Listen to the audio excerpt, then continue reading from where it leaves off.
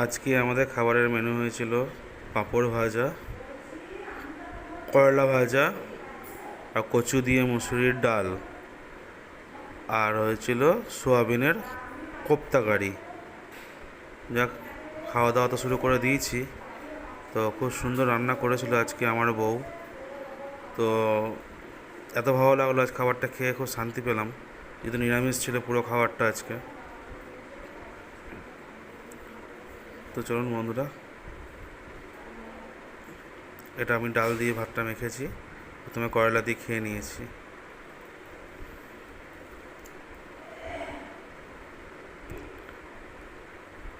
ওটা কাঁচা লঙ্কা ছিল, এটা ডালের লঙ্কা ছিল। ওটা খেতে গিয়ে খেলাম না, তারপর ডালের লঙ্কাটাই খেলাম।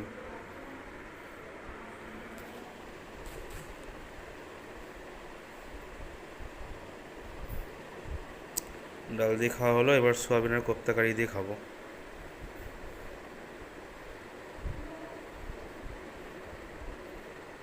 সোয়াবিনের কোপ্তা কারিটা এত সুন্দর হয়েছিল, মুখ ছেড়ে গেল খেয়ে।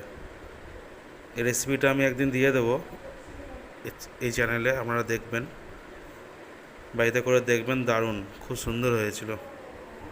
মানে আমি প্রথম খেলাম সোয়াবিনের কোপ্তা কারি।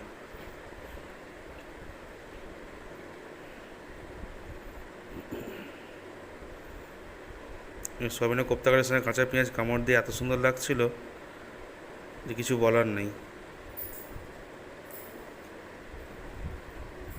এক কথায় অপূর্ব। না, আমার বউয়ের হাতে জাদু আছে, এগুলো বলতে হবে।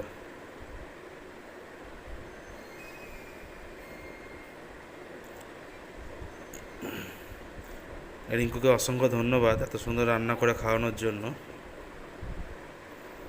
এই কোপ্তাকারি রেসিপিটা একদিন দেবো, আপনারাও দেখবেন, বাড়িতে করে দেখবেন, খুব ভালো লাগবে খেতে। যাক, আমার খাওয়া দাওয়া হয়ে গেল। ঠিক আছে, সবাই ভালো থাকবেন। Good bye.